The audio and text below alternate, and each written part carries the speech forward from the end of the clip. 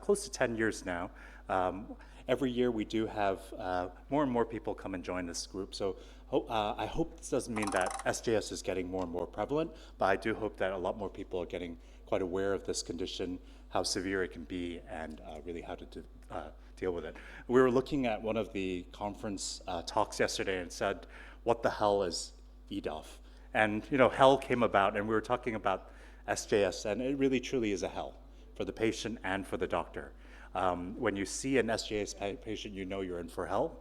And what we hope today to do with all our experts here today is to be able to show you how you can make it heaven for a patient, or rescue these patients from hell and take them back to heaven. So I'm Dr. Kendrick Shi, so I'm from the University of Hong Kong.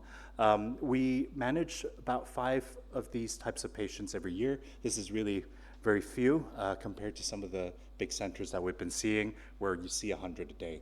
But having a steady flow of these patients makes you realize that early management, timely management, appropriate management is very important for these patients. So today with me, it's my pleasure to have a couple of experts to be speaking with me. I have Dr. Koji Kitazawa from KPUM. We also have Dr. Honcheng Ong from SNEC, and we have Dr. Bhaskar Srinivasan from Sankara Nethralaya. And finally, last but not least, we have Dr. Kawai Kam from Prince of Wales Hospital, also in Hong Kong. So, I mean, the main thing that we can say is that we are all very interested in how to improve the outcomes for this very horrible condition. And so what I wanted to start off a little bit with a very short introduction was about the diagnosis, classification, some of the prognostic implications. Don't have any financial interest in the drugs or products in this presentation.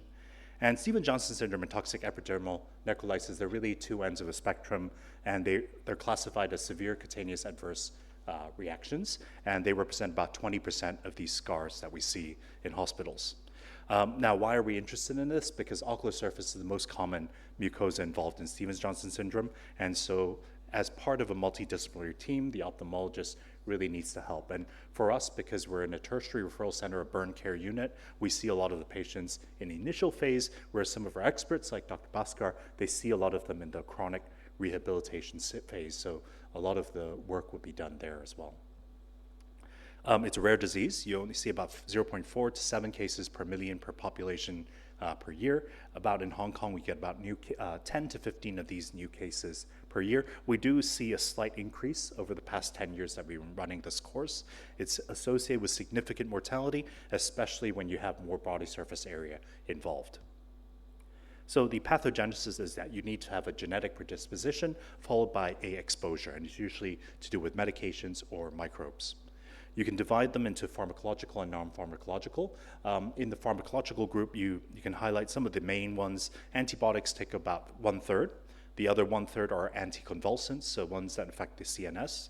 And the remaining, they usually are the NSAIDs, antivirals, and allopurinol. So those are the specific drugs that we usually see. Non-pharmacological agents are also seen very rarely. So herpes virus infections, vaccinations, sometimes sun exposure, radiotherapy as well.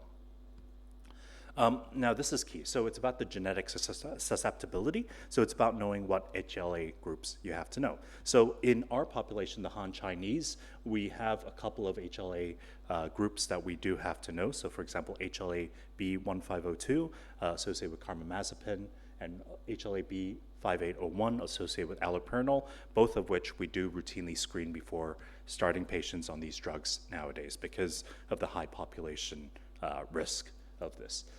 We don't have a lot of HIV patients, but if you were to have to use abacavir, you would have to check for HLA-B5701.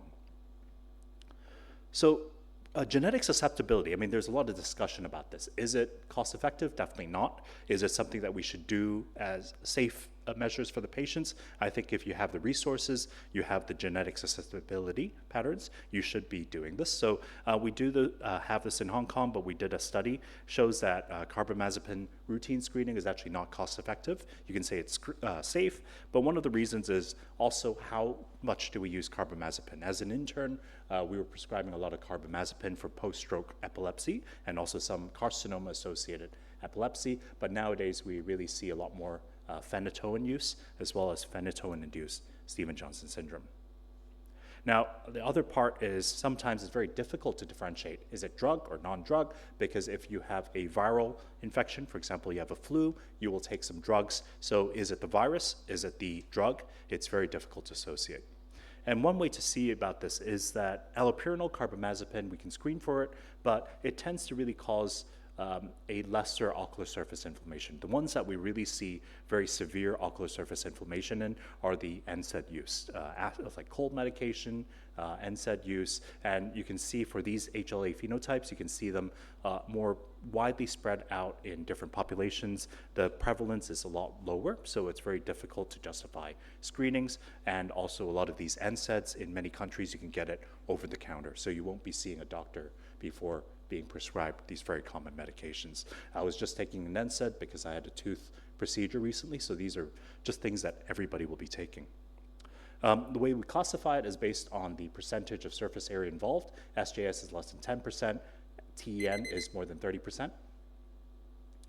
And this is the common, you have your prodrome followed by your fulminant phase. That's where you have your very painful erythematous rash with your Nikolsky skein, and you have your nail involvement, and this is usually the phase where patients will die from multi-organ failure. If they survive, that's where they have the ocular comorbidities.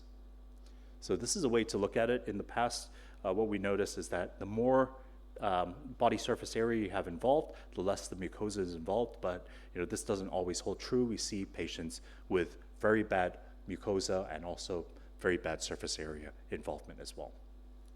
So it's really a clinical diagnosis. If you have a dermatologist who can do a skin biopsy, that's great, but by and large, it's based on the clinical symptoms, the temporal relationship with an offending drug, and the characteristic physical signs. One thing to look for is the lid margin involvement in SJS.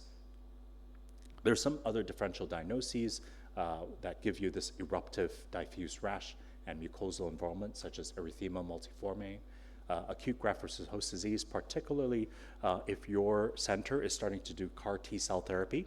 These are, what's it called? It's the chimera-associated receptor T-cell therapy. These are really toxic T-cell therapies. We see this acute TN-like picture.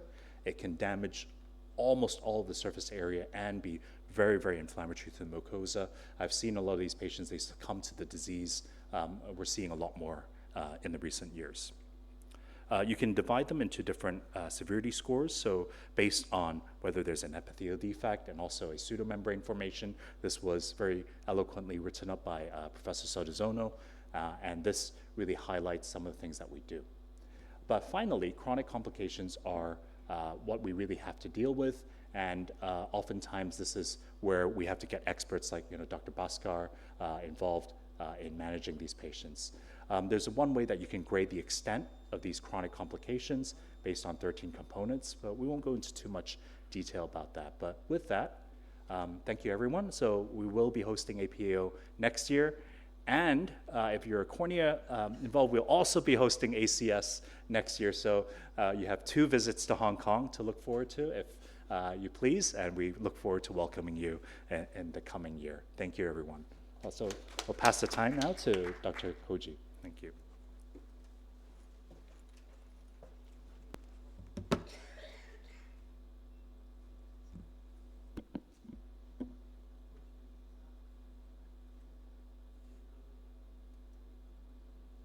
Okay, so good evening, everyone. So my name is Koji Kitazawa. I'm from Kyoto Prefecture University of Medicine, Kyoto, Japan.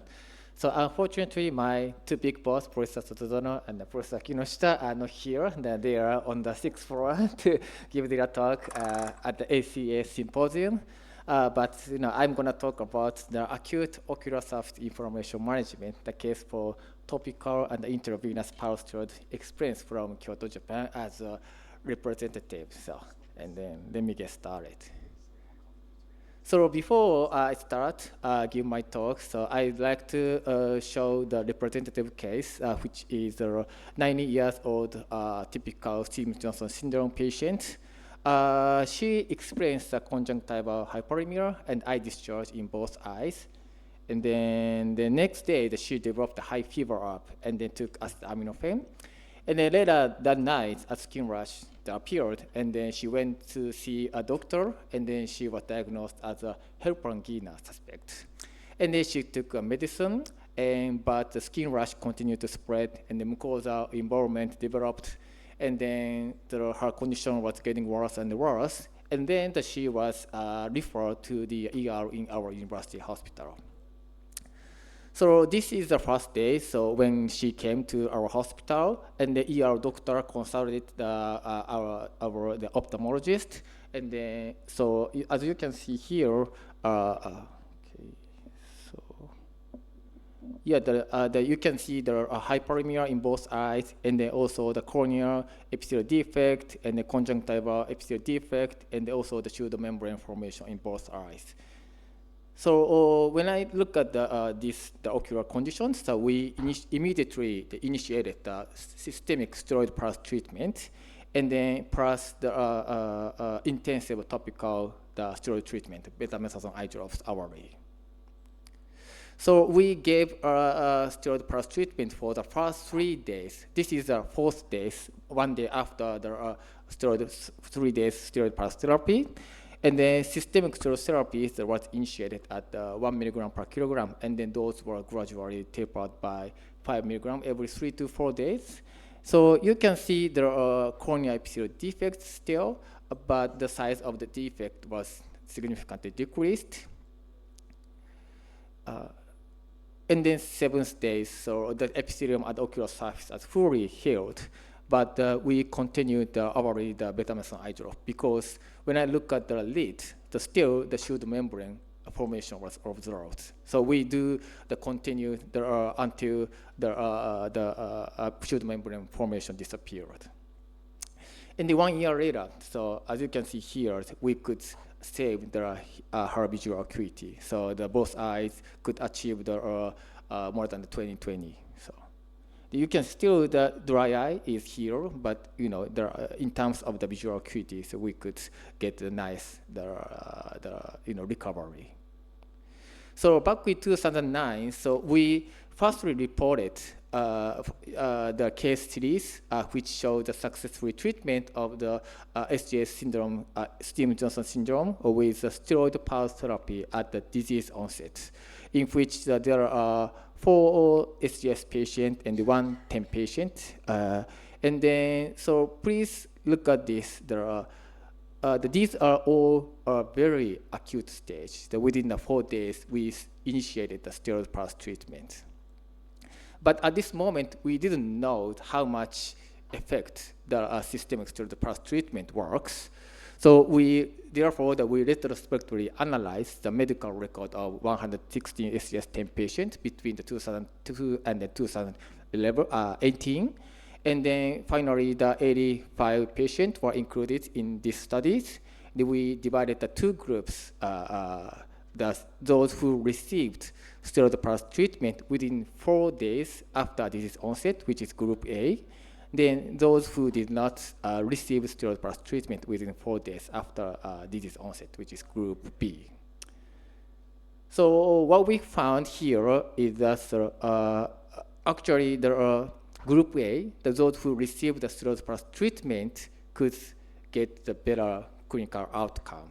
So here you can see that in group A, half of the patients could achieve the visual acuity more than the 20/20, while in group A, only the 14%.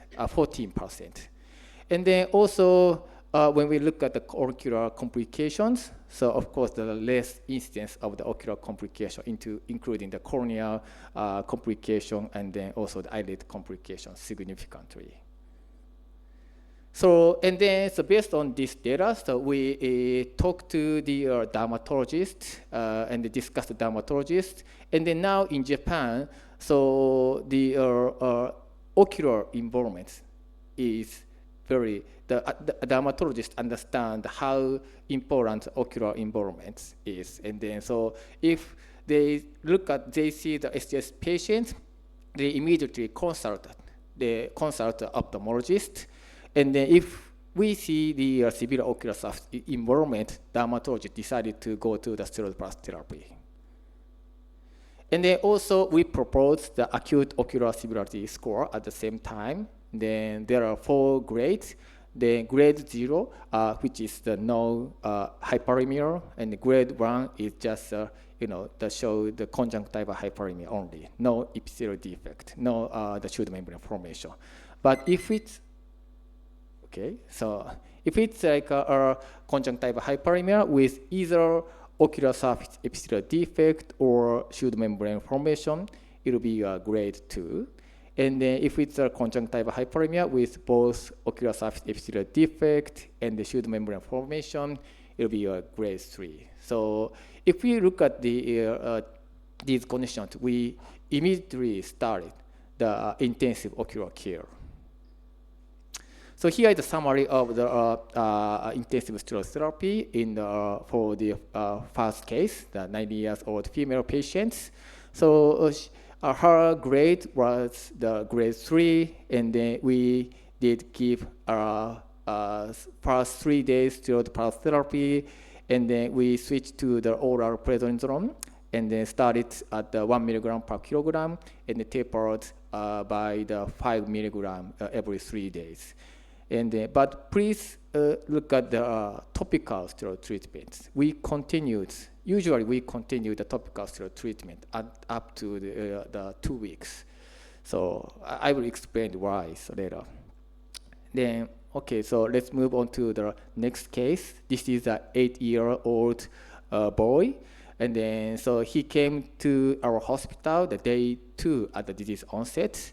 So you can see the hyperemia in both eyes, but no corneal epithelial defect, but you can see the pseudomembrane formation. So therefore, the grade level will be like a grade 2. So therefore, that we started the steroid plus treatments immediately, but his condition was getting worse and worse. Sometimes it happens. Then therefore, the dermatologist decided to go add the IVIG treatment at this time. And then this is the 7th days, the 7 days post-steroid plus therapy, but still we saw the conjunctival epithelial defect, and we continue the topical steroid treatments. So at this time, since there was severe inflammation at the ocular surface, we continue the topical steroid treatment up to 3 weeks. And then the systemic steroids were tapered by like 10 milligram every 3 to 4 days. And then now here, the 8 years later, he turns 16 years old, but he could maintain the visual acuity for both eyes more than in the 2020.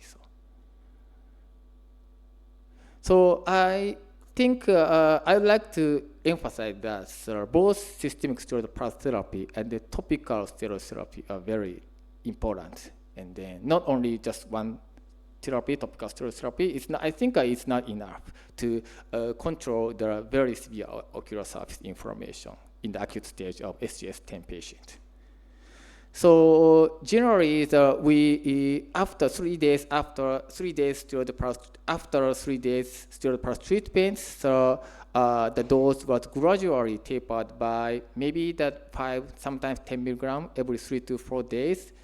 But the topical steroid treatments, in most cases, it was continued for up to 2 weeks or sometimes 3 weeks until the pseudomembrane formation or the epithelial defect disappeared. It's because we also examined the cytokine level in tears and then tear fluid and also serum. So here you can see the cytokine expression level in tear was quite high, higher than that in the serum level.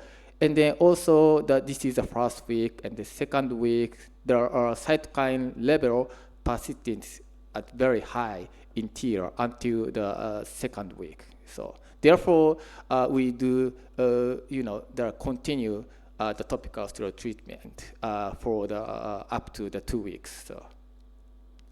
And then let me summarize the treatments of the acute stage of SGS patients. So if it's the conjunctival epithelium observed, so we go for this way. But if it's not, so since this is a grade A, so we just monitor the systemic condition. And then once overall symptom improved, we stop the treatment. And then if it's like the conjunctival hyperemia observed, so but no epithelial defect here, and then since this is a grade 1, so we follow up twice weekly and initiate topical steroid treatment. But once it's improved, so we stop the treatment. But if we see there are ocular surface epithelial defect and the pseudomembrane formation, so we follow up every day, and then also we initiate systemic and topical management, including the steroid pulse therapy if necessary. So of course, don't forget the other involvement, oral involvement, the fingernail involvement. So we need to be very careful for the not only the ocular surface, but also the oral and the other, the mucosal membrane. So in summary, the combination of systemic steroid pulse therapy and the intensive topical steroid treatment within 4 days, which is very, very important days, after disease onset was effective to control the severe inflammation at the ocular surface in the acute stage of SJS-10. And the high cytokine level in tear remained up to 2 weeks, sometimes 3 weeks, even after the steroid pulse therapy. Therefore, the intensive topical treatment needed to be continued for at least up to 2 weeks.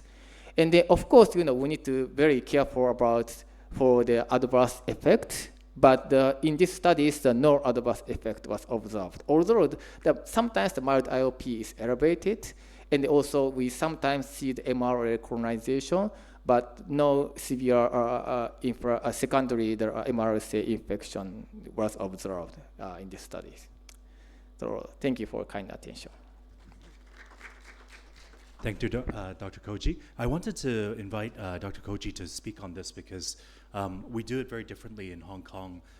What we do is as long as there's an epithelial defect, there's inflammation, we do an amniotic membrane transplant. We can now do that by the bedside, but with what KPM has done over the many years and now what Japan is doing as a sort of a protocol, it does allow a lot of these patients to see very clearly as well. So the good systemic and topical treatment is just as important. Yeah. So maybe before we have a discussion, we'll move on to the next part of the talks, which actually focus more on the rehabilitation. So the first speaker is Dr. Hon-Ching Ong. So he'll be speaking on, so when we have these patients, it's great if we can have a really nice outcome in the acute stage, but oftentimes these patients end up with very scarred, damaged eyes, very poor lid margins with keratinization. So it's often a scratch.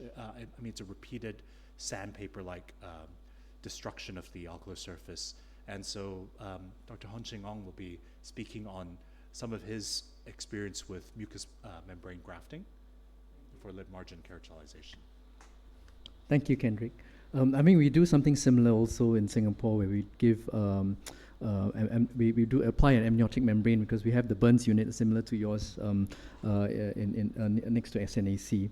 The thing about steroids is sometimes I find resistance from the dermatologists, especially when they've got acute infections and they're worried about exacerbating their infection. So sometimes the steroids, we cannot start it as quickly as maybe your dermatologists are a bit more understanding in terms of the eye complications itself. But we do have some resistance in terms of starting steroids. So usually in the severe cases, I do the amnion first, and if they're okay, we start the steroids. Yeah. If I could just add a point, generally the dermatologists or the internist would be the people to take a call on. In general, the consensus in Europe and US is to the use of systemic cyclosporin during the acute stage. They are a little bit concerned about infection, so that's why they prefer using systemic cyclosporin, which they feel they'll be able to control if there's a infection in the background. The Japanese group has definitely shown a very good response with their IV methylprednisolone good dosage. So the bottom line is, you have an inflammatory component, you will need some kind of systemic medications. The timing you will have to decide, because the ophthalmologist is rarely the first person to see it. The patient, the ophthalmologist will normally see the patient only once they are already in the ER, seen by the dermatologist or the internist. So you will have to have a good liaison with your internist to decide what is the modality that they are going to follow. The implementation of the amniotic or the topical, is primarily with the defect. If you have, so you have to look at conjunctival ulcers. A corneal epithelial defect will probably still settle down. But if you have a conjunctival ulceration, either on the tarsal or on the bulbar surface, you will probably need to plan for an amniotic, or you will definitely need to hike up the topical steroids. But those are the cases where you would expect a severe ocular surface inflammation ending with chronic ocular surface disease. Yeah, so the cyclosporine, because the evidence from the dermatologist is because it reduces the overall mortality. Yes. So that's why they start the cyclosporine. But we did a small study looking at cyclosporine, and because they were comparing with IVIGs. And we showed that actually IVIGs, they do a little bit better in terms of the eye, for the eye, compared to cyclosporine. Yeah. Okay, yeah. What about pseudomembranes? Even if some patients, they won't have any sort of ulcerative epithelial defect in the conjunctiva or tarsal plate or anything in the corneal epithelium, but they have pseudomembranes. So according to the... yeah. Yes, yeah. So according to the Gregory's grading, once you have pseudomembranes, it's considered moderate or severe, and you need an amniotic membrane. And the amniotic membrane is slightly different from what we do in clinic when we just see an epithelial defect. You have to line the whole ocular surface, and it has to be a large piece, 10 by 5 centimeters, large, line the whole eye in terms of the eyelid, the fornices, and the cornea itself. Yeah. So, okay, hi, I'm going to go to this mucous membrane grafting for lid margin keratinization, which is what we see in patients who have chronic Stevens-Johnson's. And I have no disclosures to declare. So in this talk, I'll be going through some of the indications of performing lid margin mucous membrane grafting, including the available evidence for this and the postulated therapeutic mechanisms for MMG. I'll be going through the pre-operative considerations for MMG and the surgery step by step, and lastly, post-operative care and potential complications of MMG. We've got an expert here, Dr. Bashkar, who has done much more, and he can, Dr. Bashkar, please feel free to give your input. So to understand why we do lid margin MMG, we have to understand the importance of the posterior lid margin and how it affects the ocular surface. So the lid margin and the posterior eyelid margin remain in close contact with the delicate ocular surface microenvironment, and it plays an important role in maintaining its homeostasis. And of particular importance is the mucocutaneous junction, where the rough skin of the eyelid, there's a transition into smooth and delicate conjunctival surface. And posterior migration of the mucocutaneous junction, also known as lid margin keratinization, leads to blink-related chronic damage to the corneal surface. And with every blink, the keratinized epithelium of the inner lid in both upper and lower lids can cause progressive corneal epitheliopathy, also known as lid wiper epitheliopathy. So if it's untreated, lid margin keratinization can result in sight-threatening complications, including epithelial defect, infections, corneal vascularization, opacifications, and even corneal perforations, especially when coupled with moderate to severe dry eyes that we see in these patients. So unfortunately, once lid margin keratinization is formed, it does not regress spontaneously, and there's currently no reliable medical therapy for lid margin keratinization. There is talk about the use of topical retinoids, but the evidence is still controversial.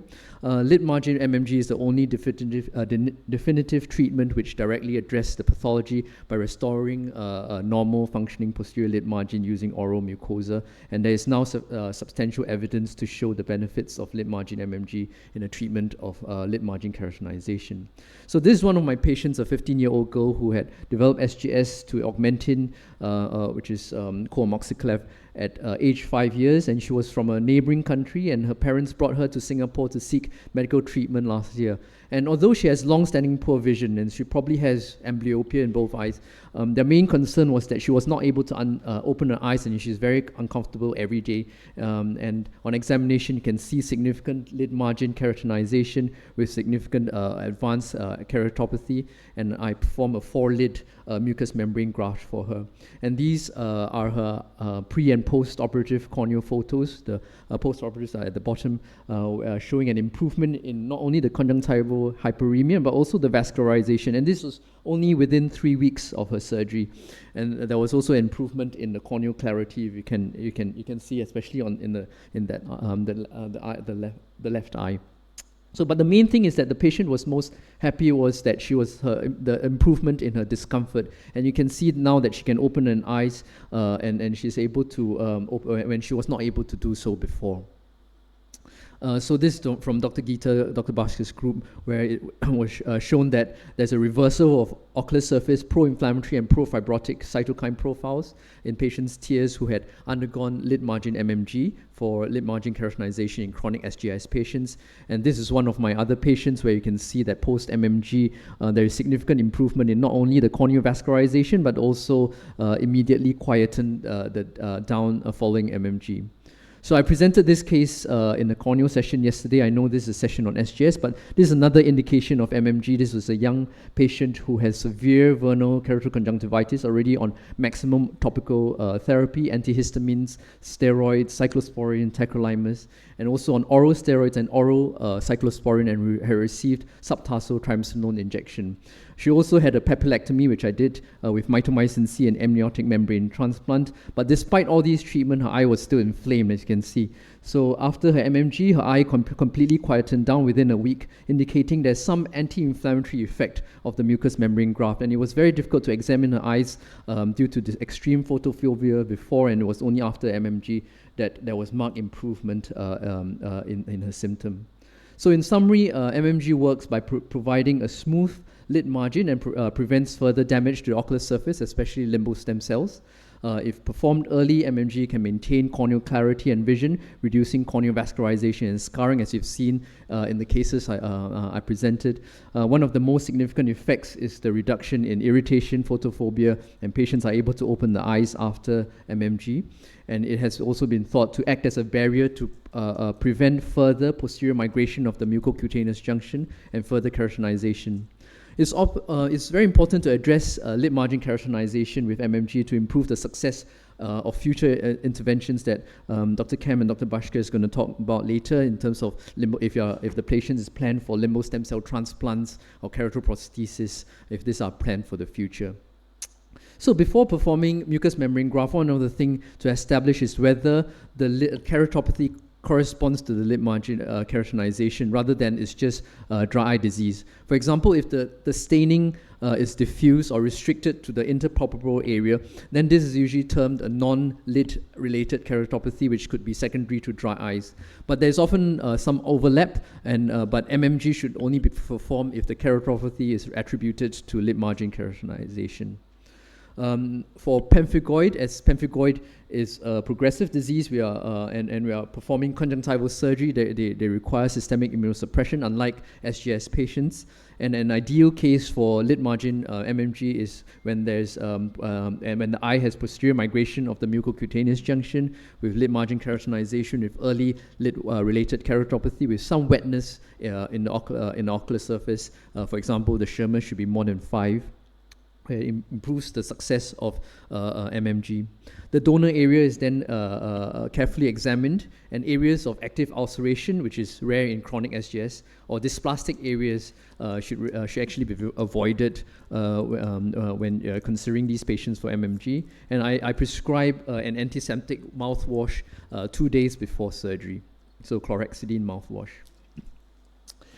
So in lid margin MMG can be quite time consuming, and if the patient is well enough, GA or general anesthesia offers better patient comfort and also reduce the stress on not only both the patient and also the surgeon.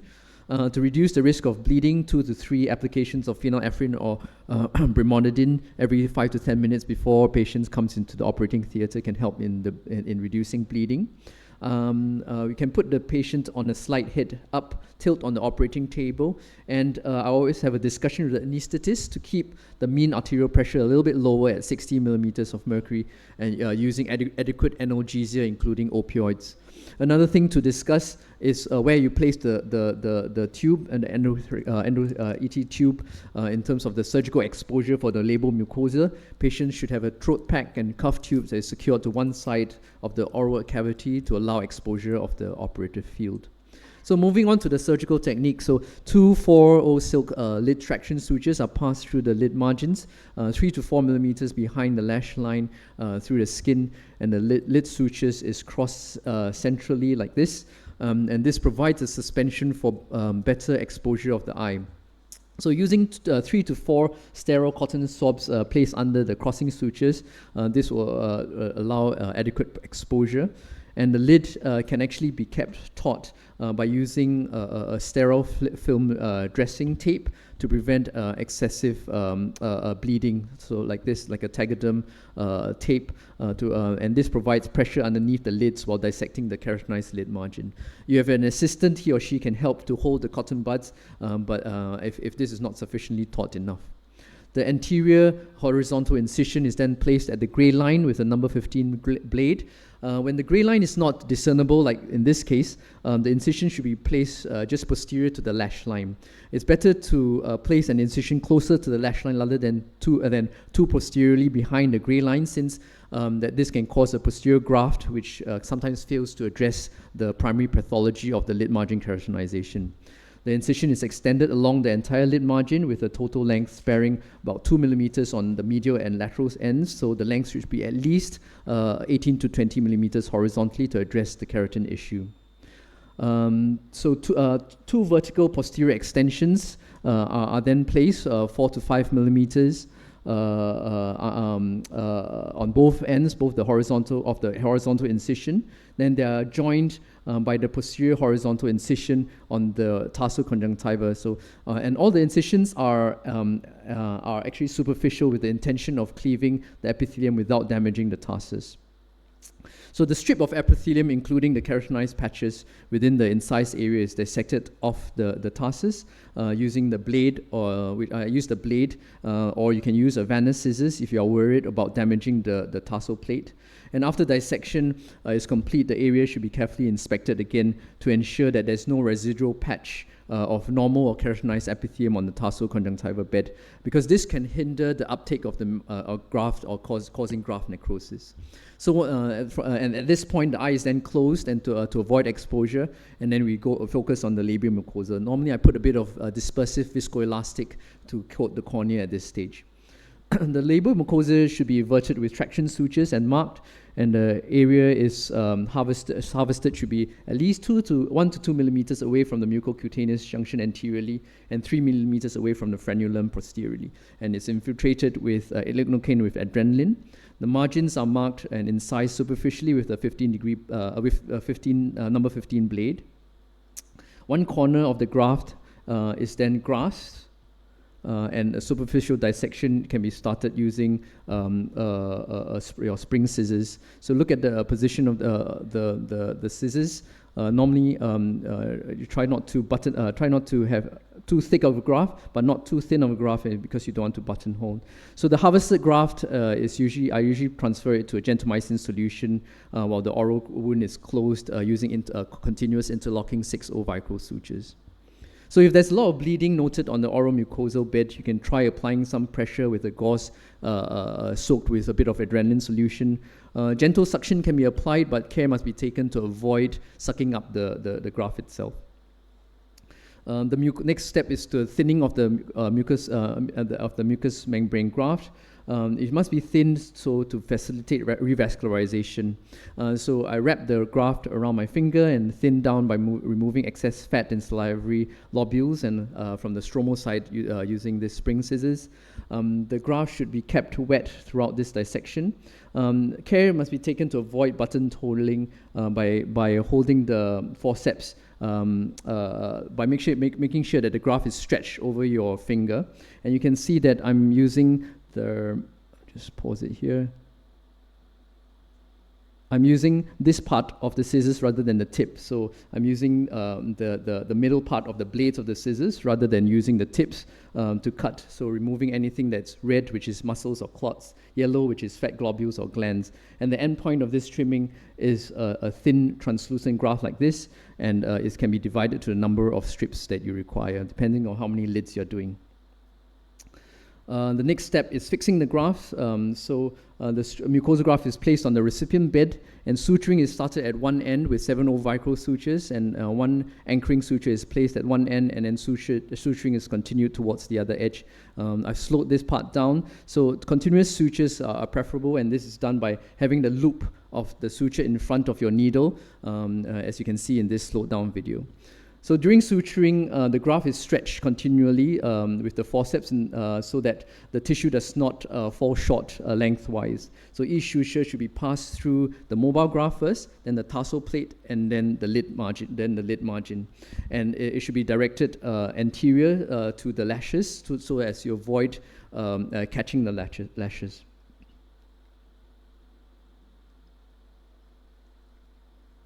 So it just needs to be sufficiently firm to avoid displacement of the graft over the next 4 to 5 days till it gets vascularized. Because excessively tight sutures can cause a bulky MMG or pouting of the tissues between the stitches, which may be a permanent complication.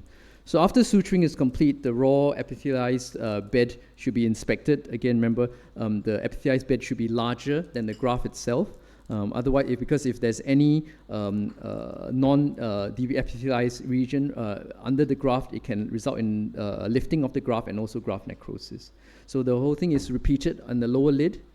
The posterior margin is fixed using fibrin glue.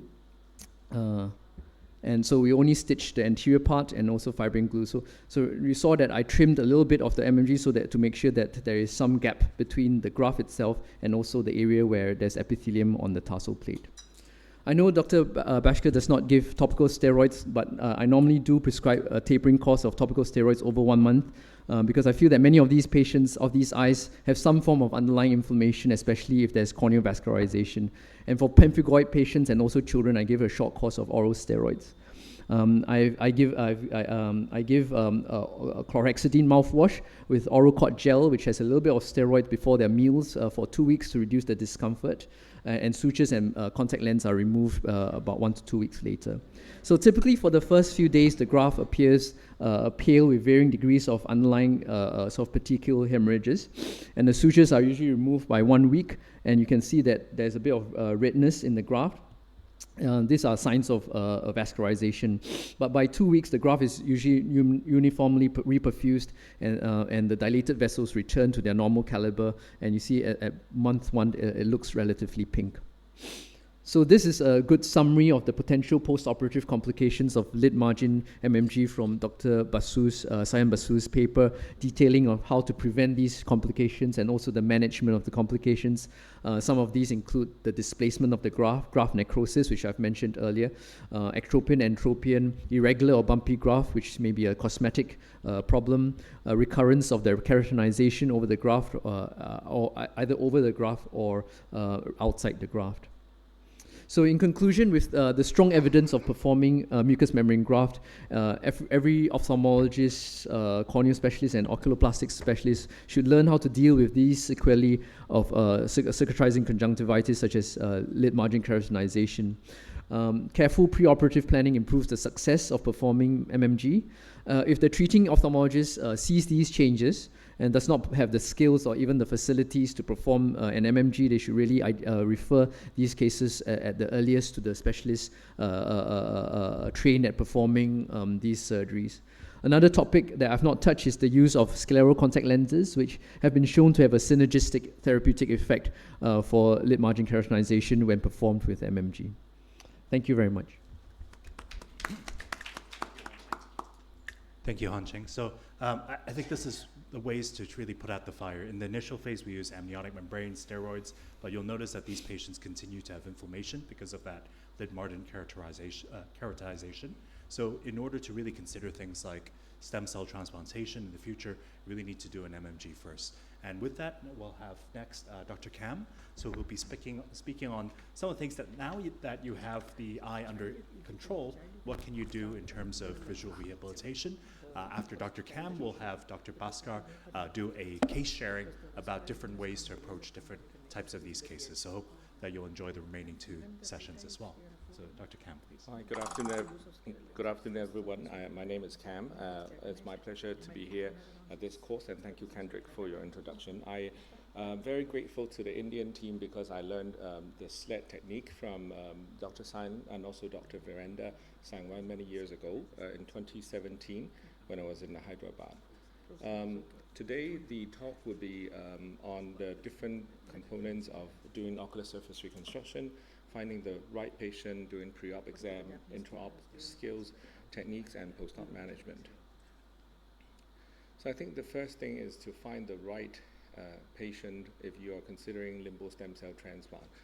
Stevens-Johnson syndrome is notorious because it's bilateral and it's also associated with very bad dry eyes. And dry eyes is not good for stem cells. So you can classify limbal stem cell by the laterality and also by the amount of wetness. So if you are looking at someone with a unilateral limbal stem cell deficiency in a wet eye, then maybe stem cell transplant is going to be will carry a more favorable outcome. But if you're dealing with someone with very dry surface, bilateral disease, you have to consider allogeneic source, and it's usually the stem cells will not grow well in the dry surface. Then in those situations, you may need to consider keratoprosthesis. So if the disease is bilateral, such as in Stevens-Johnson syndrome, then you can either consider using a living-related donor or a cadaveric donor.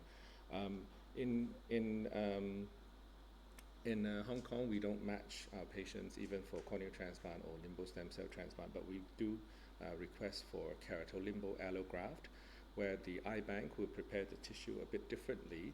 So they will try to shorten the processing time of these grafts, so that everything, when it's available, we can transplant the tissue, fresh tissue, to the recipient as quickly as possible. But nonetheless, we still need to check all the serology, such as HIV, Hep B, Hep C, before clearing the graft for transplantation.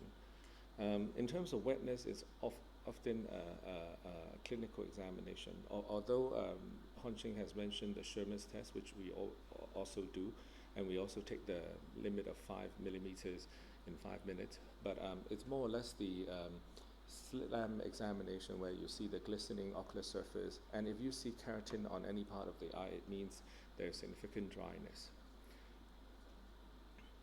And before you touch the limbal stem cell, I think addressing the anexa is also very important. So we'll go through the history taking part. I think for unilateral disease, most commonly in the international scene will be chemical burns. Fortunately, we don't have that many chemical burn in our patient, but we do see someone with post-surgical, for example, extensive limbal or ocular surface tumors, drug-induced or contact lens wears. If they do sometimes present to us, and more often we see bilateral cases. Apart from Stevens-Johnson, we also see autoimmune, such as vernal VKC mentioned by Honching, and sometimes graft versus host disease or Sjogren's syndrome.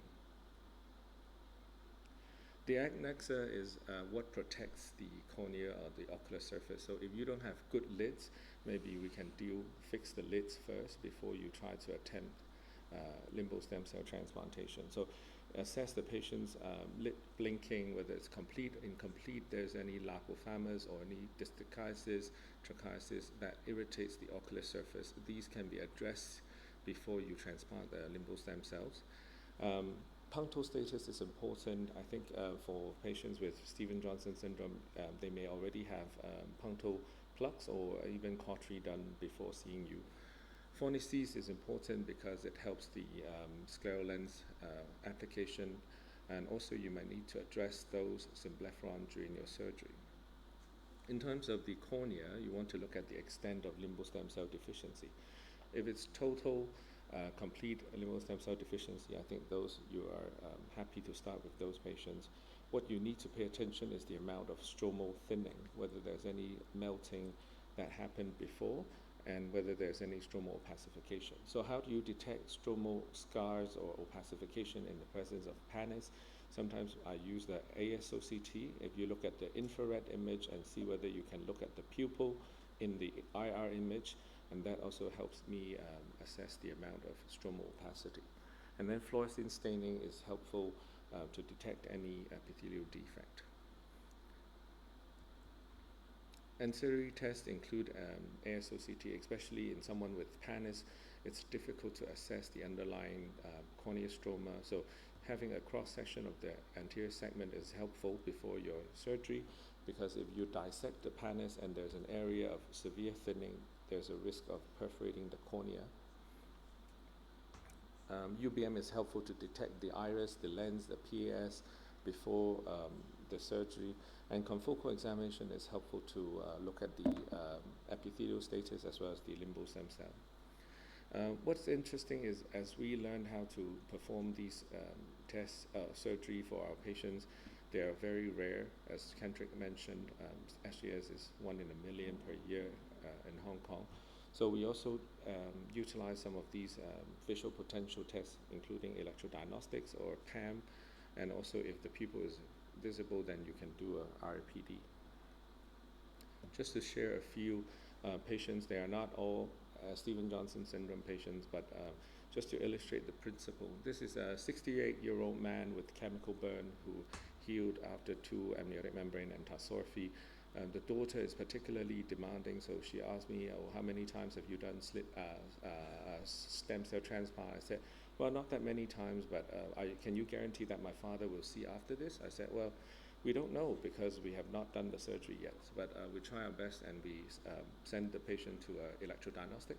Essentially, it showed a normal retinal function. And the next patient is a 70-year-old. Oh, that patient ended up seeing okay. But the next patient is a 73-year-old lady with autoimmune conjunctivitis. So this is what she looked like. I'm just trying to use this picture to illustrate the purpose of the function of the benefit of having an AIOS2025-IC1010. So as you can see on this particular slit lamp photo, it looks like the central cornea is a bit thin. Even if you project a slit beam, it still looks a little bit suspicious to me. So doing AIOS2025-IC1010 helps you visualize that it's actually the pannus that is thin over the central cornea, but not the stroma. So she underwent limbal stem cell transplant, and then she's doing quite well now. So the pre-op exam also looks at the other eye as well. If you're dealing with unilateral or living-related donor, then you want to assess the status of the limbus, to do to perform a fluorescein stain or even AIOS2025-IC1010 to assess the limbal stem cells. You don't want to miss a partially compromised eye, and you definitely do not want to harm the donor. So this is one way to look at the AIOS2025-IC1010. The cornea epithelium, which you can see on top, is always hyporeflective compared to the stroma. Alternatively, you can use an in vivo confocal microscopy to look at the corneal epithelial cells. So intraoperatively, I would do peribulbar blocks or retrobulbar blocks for both the donor eye as well as the recipient eye. We usually pick the superior location because that's where most stem cells are residing.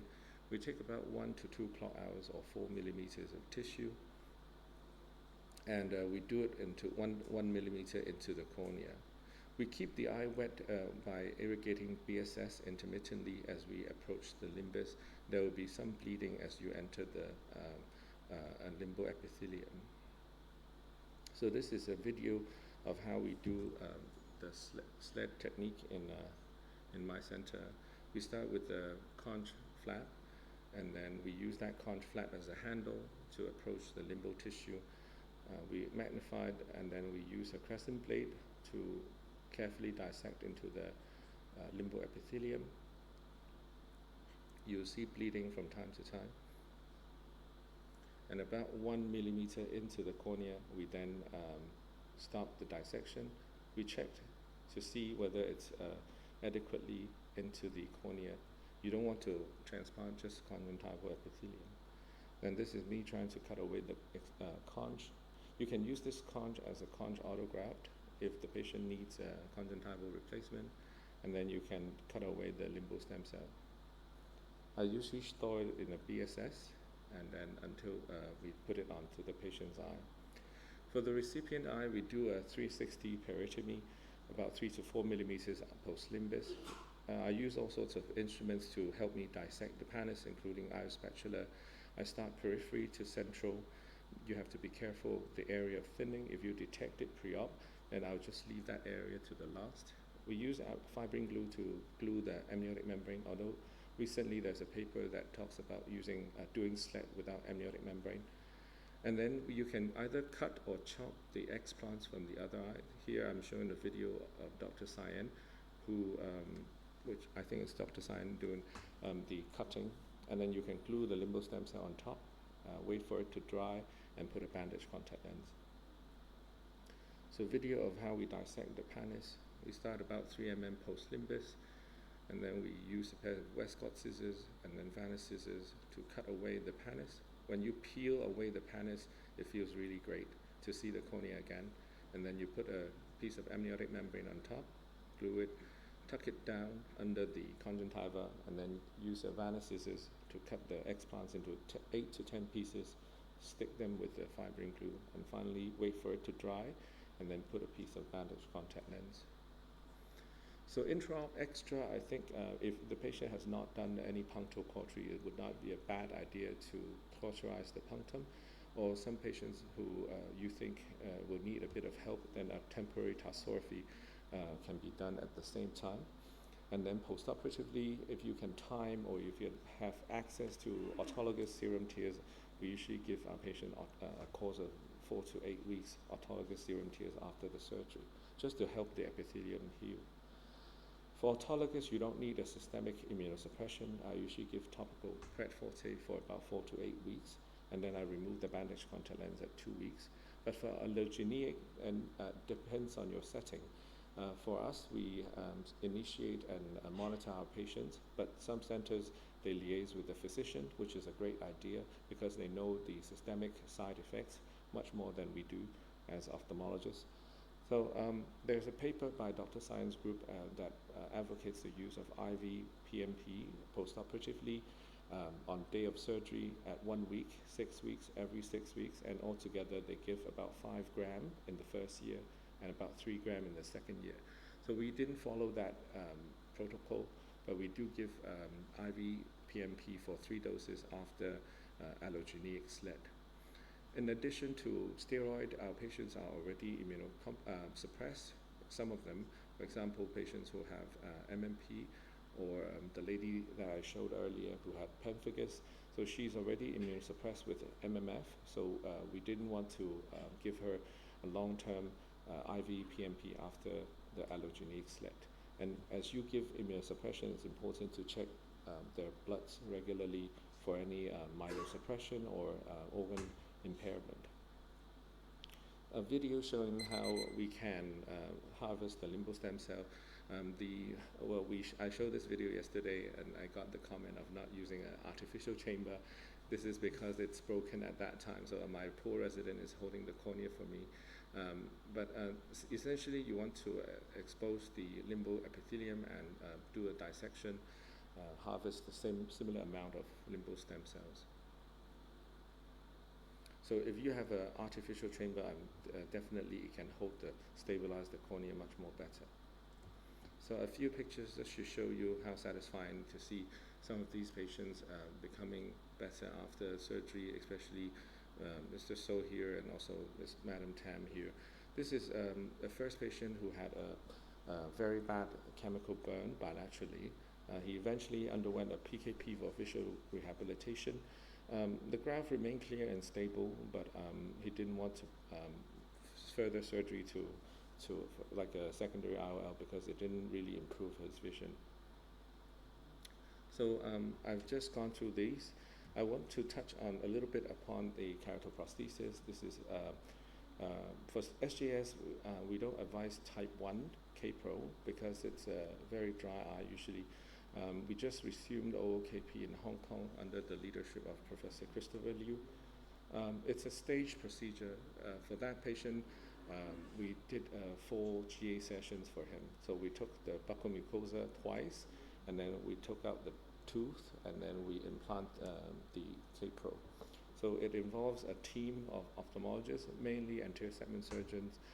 We also have backup glaucoma, posterior segment, and oculoplastics. Definitely you want to find a good dentist or OMF surgeon. Clinical psychologists are important to assess the patient before the surgery, and also very importantly, our nurses. Postoperatively, you monitor the IOP by digital tension. You ask the patient to relax, look down, and check the IOP. You can also assess the cup disc ratio. Because it's replaced by buccal mucosa, you give oral Diamox most of the time. Some people also apply oral beta blocker. Care for the BMM. On the upper right, you see a patient with overgrowth of the buccal mucosa. Then you might need to trim, or even just dissect the whole BMM and apply MMC as well. Keep it moist with frequent ointment, and then lastly for the cylinder, Prof. Liu taught us to use a lemon wedge on a cotton bud to clean the optical cylinder. And finally, for the tooth lamina, we do baseline CT to monitor the thickness. So with that, I'd like to thank everyone for your attention, and thank you all. Oh, finally, very importantly, APAO next year, Hong Kong, and finally, and as Asia Cornea Society, we welcome all of you to Hong Kong next year. Thank you. Thank you, Cam. So I think Cam illustrated some very good examples of SLED. When we were training with SLED, I think the one thing that we learned is don't start with those that are inflammatory eye diseases, because it's like throwing cells into a melting pot. You really want to start off with those that are like quiet, like after chemical injury, things like that, and then progress to the SJS cases. But I think Cam illustrated really the full spectrum of what you can do with both allo-SLED and also autogenic SLED as well. Last but not least, we have Dr. Bhaskar, who will be sharing different cases of management of visual rehabilitation for SJS and TN. So thank you, Dr. Bhaskar. Thanks everyone for staying back for the session. So let's look at, we've looked at acute, we've looked at pathogenesis, we've looked at surgical technique of MMG, we've discussed in terms of SLED. So we need to put everything together when we are dealing with a patient. So SJS, you have windows of opportunity. In the acute phase, you need to use systemic cyclosporine, you need to use systemic steroids. You have a role of amniotic membrane that can prevent the condition from worsening.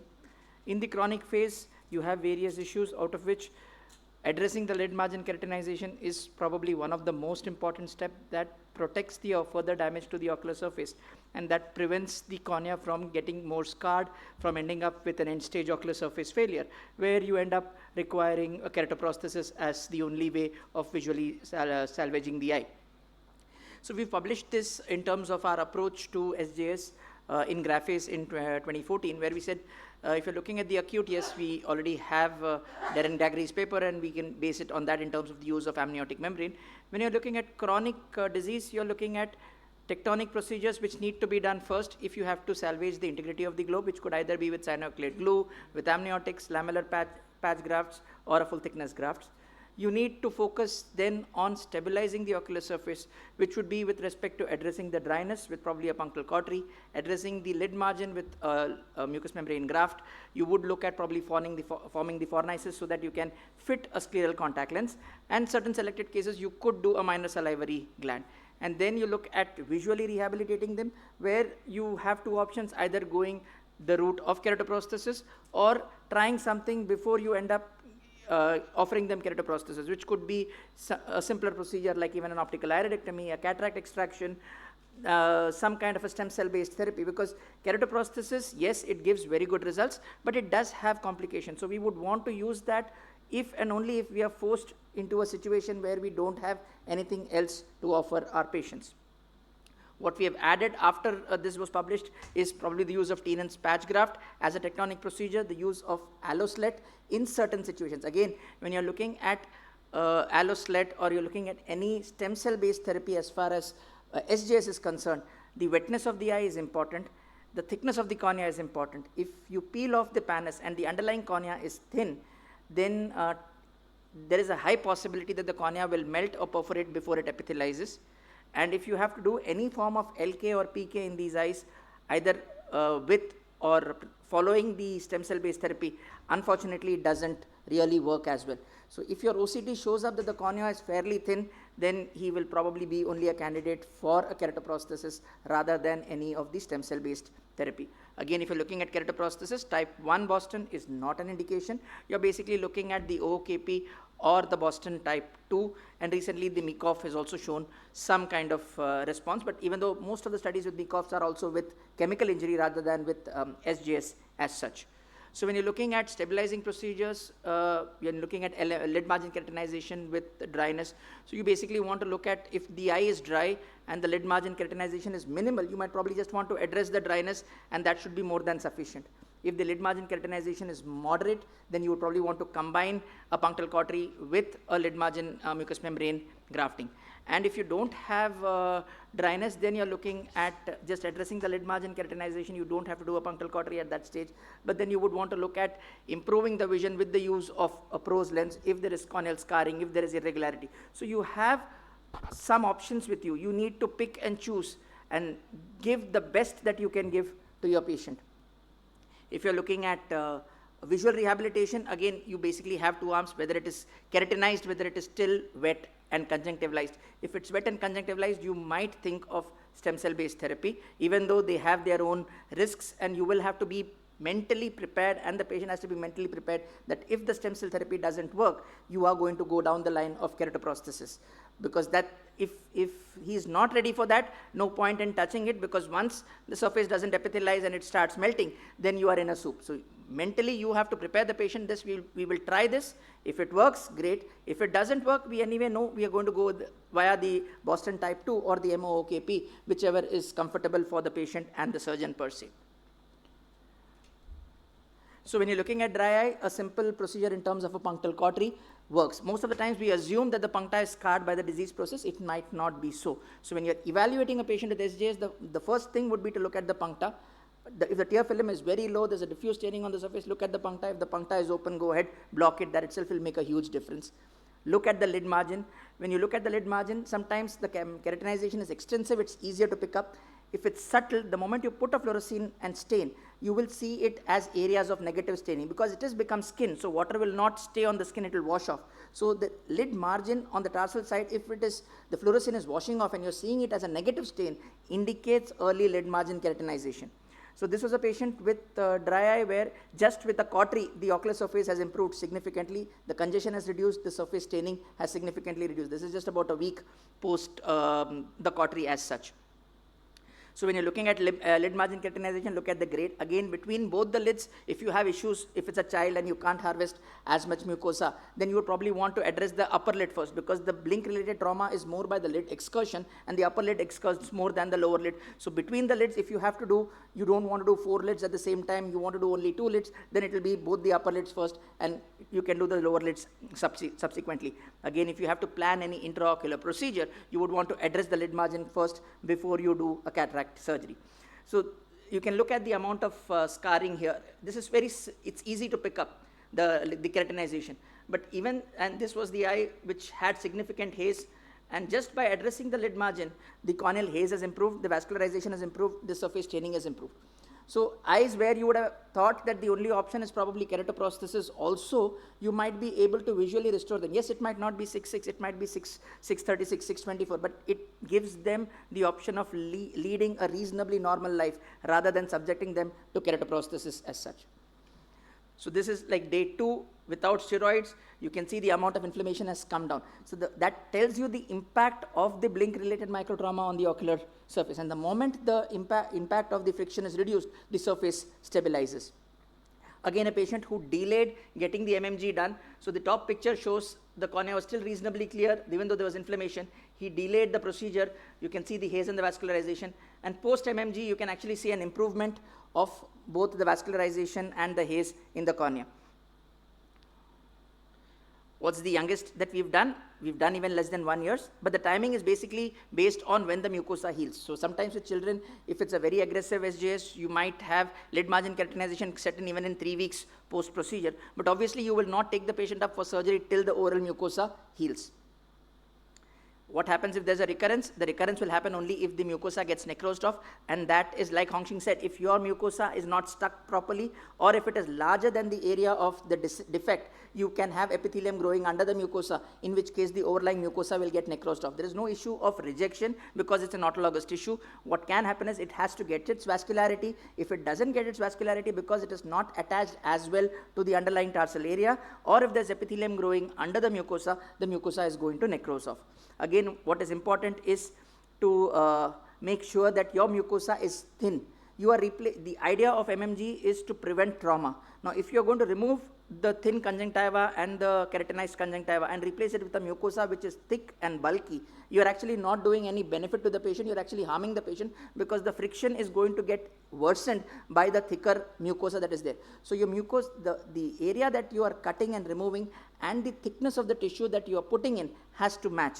What we are removing in MMG is only the tarsal conjunctiva. Unlike oculoplasty, where they split into the anterior lamella and the posterior lamella has the tarsus and the conjunctiva. Here, the dissection plane is posterior to the tarsus. So you're only removing the conjunctiva. You're leaving the tarsus untouched, and so your mucosa also has to be as thin as the conjunctiva that you're removing, so that it doesn't add bulk to the lid and it doesn't increase the friction that the patient is already having. So when you're looking at SJS, you have to look at tectonic stability, you look at stabilizing the surface, then you look at improving the vision, and if it's an end-stage disease with keratinization, you're looking at option of keratoprosthesis. So let's go through some patients.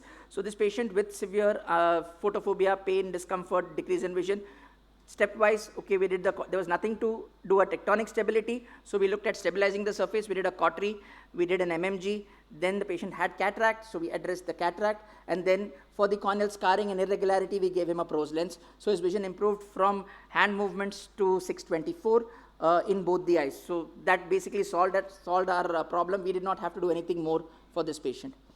This patient with HIV and retrovirus induced SJS with a corneal infection, there's an acute problem, you address the infection, then you stabilize the surface by doing the MMG and the cautery, and then she was comfortable and she's maintaining 6/6 vision in both the eyes. A patient with, one-eyed patient with a fungal infection, you address the infection, ended up with a perforation, we did a patch graft for the perforation, then we addressed the lid margin with mucous membrane grafting.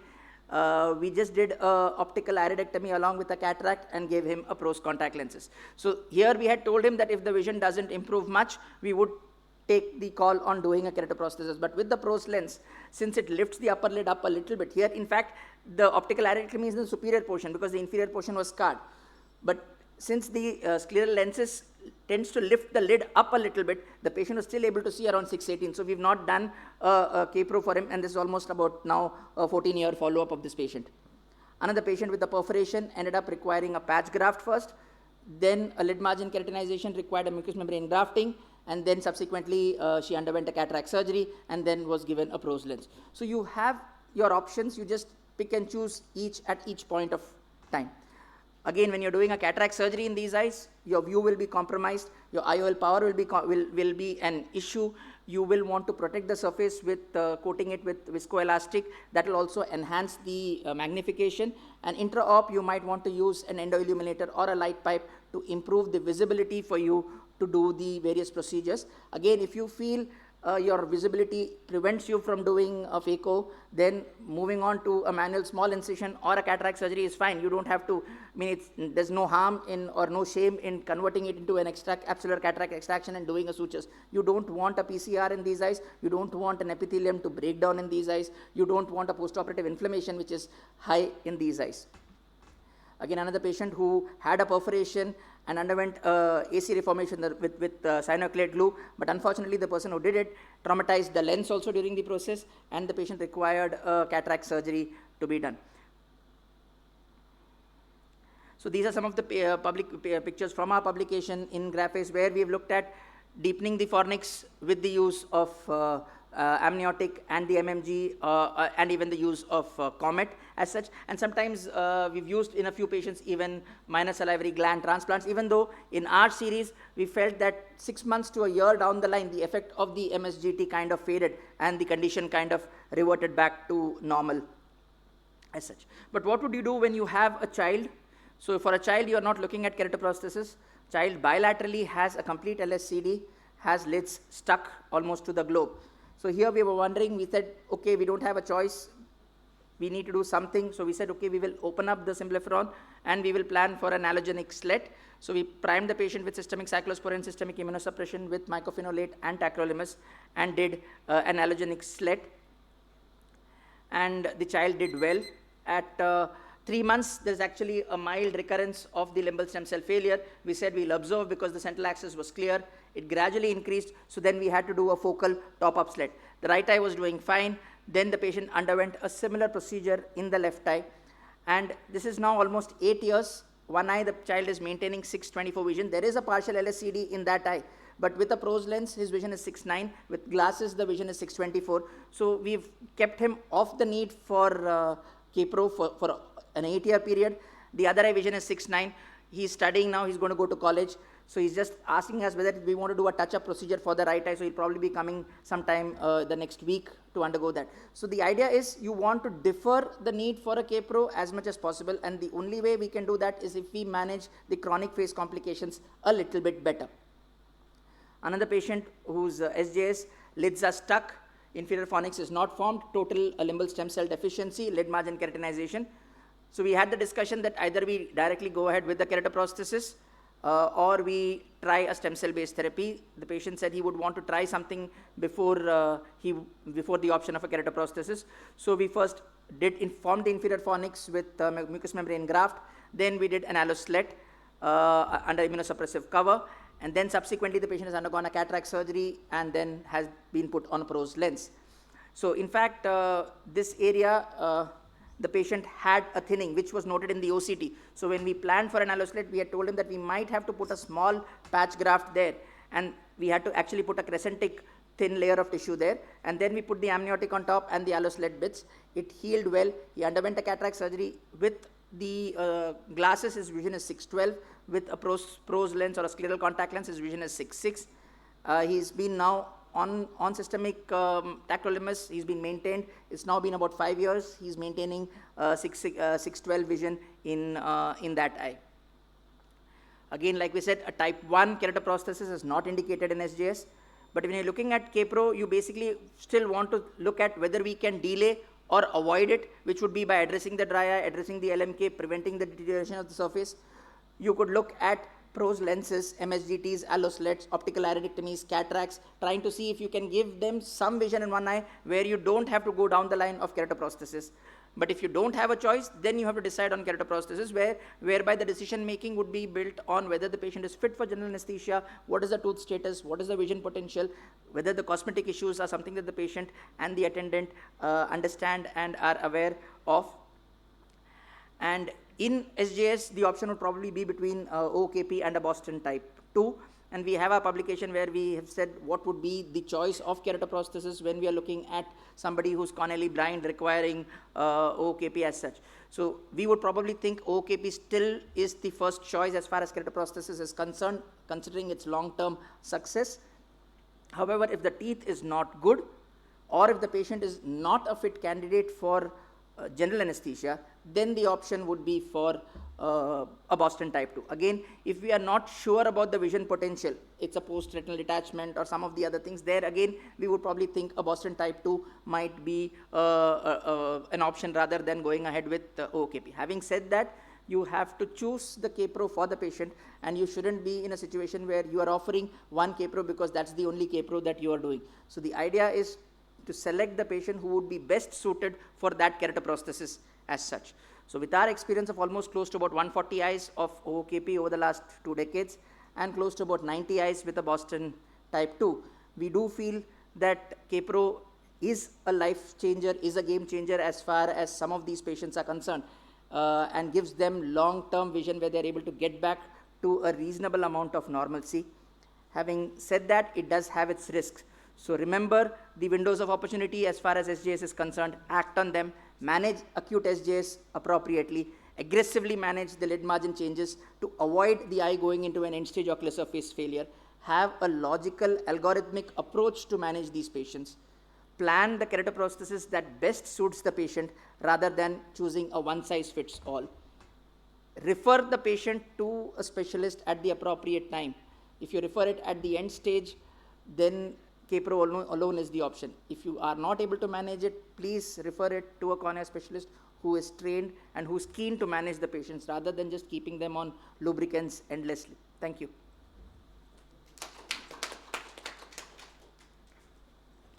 Thank you, Dr. Bhaskar. I think the last word that he mentioned, the keenness to manage this, is very important. This is a journey with the patient that you have for years, and you'll be thinking about them at night, managing them daytime.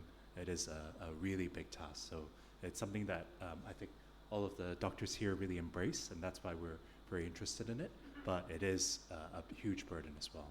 With that, we do have 10 minutes for any Q&A. Does any of the speakers want to have additional comments, anything they want to ask each other? Or do anybody in the audience have any questions that they want to ask or any discussions that they want to have? So I just wanted to ask the Bhaskar. So when do like AIOS thread? So what is the medication? What do you manage, like the systemic or systemically and also topically? So systemically, we start them on systemic prednisolone along with systemic tacrolimus, and if the patient can afford, mycophenolate also. If the patient cannot afford, so I mean, if you look at it as SJS and OCP, because we do AIOS for both. So if it is an SJS patient, we would probably be looking at tacrolimus and prednisolone. If the patient can afford an additional immunosuppression, then mycophenolate also. If he cannot, then we would probably prefer a tacrolimus with prednisolone. For an OCP, mycophenolate is probably used for the OCP itself. So there we would use a mycophenolate with systemic steroids if the patient cannot afford a second immunosuppression. Ideally, we would want all three. The steroid would stop maybe about a month or 2 months post the surgery. The tacrolimus would continue for about a year, and then mycophenolate still keeps continuing, would be the way that we would look at.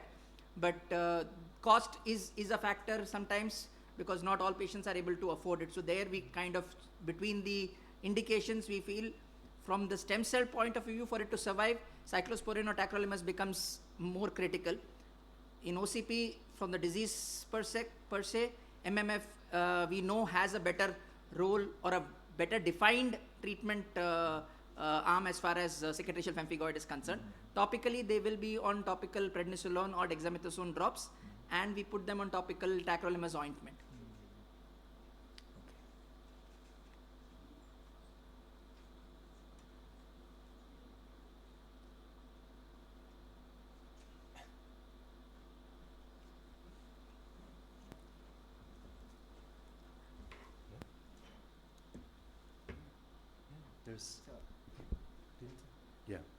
If there's any additional questions or any comments that our speakers would want to make?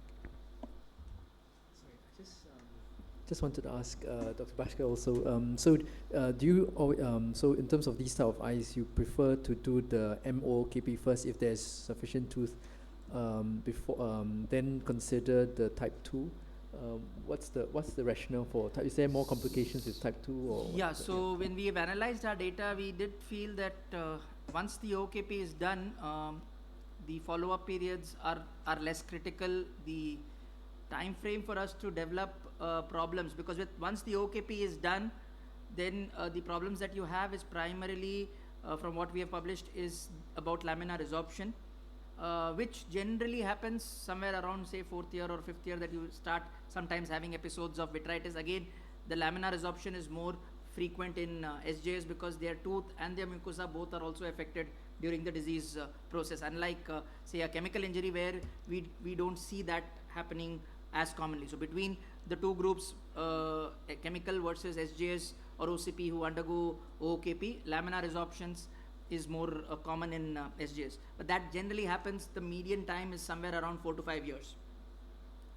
Now, if you do look at a Boston type 2 for SJS, you might start having some touch-ups that you might want to do by around the 3rd year. Again, you would want a lot more frequent follow-up because the spike in glaucoma is much higher in the Boston type 2. Also because it's a rigid titanium plate on the backside.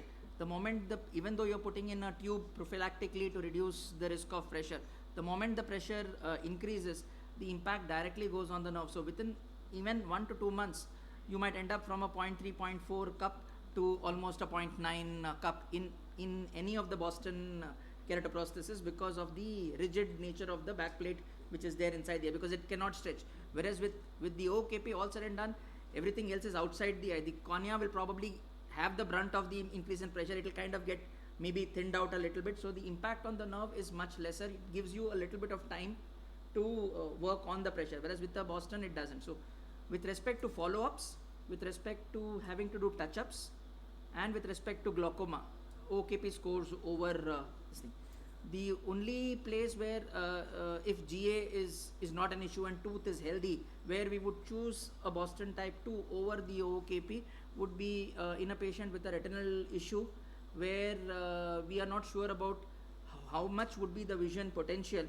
There we are okay with doing a Boston type 2 because with an oil in the eye, even if there is a mild leak, it gives us time. It's not as critical as a normal eye which you do a Boston type 2. Again, if you're going to be putting in an oil, most likely the pressure is not going to increase.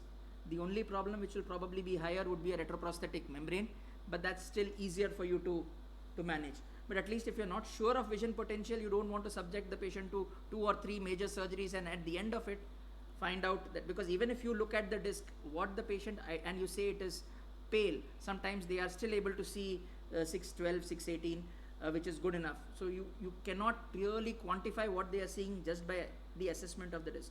So if you have an RD and the disc is pale, then that would be the time that you would probably think, okay, let's do the Boston type 2 as a primary procedure.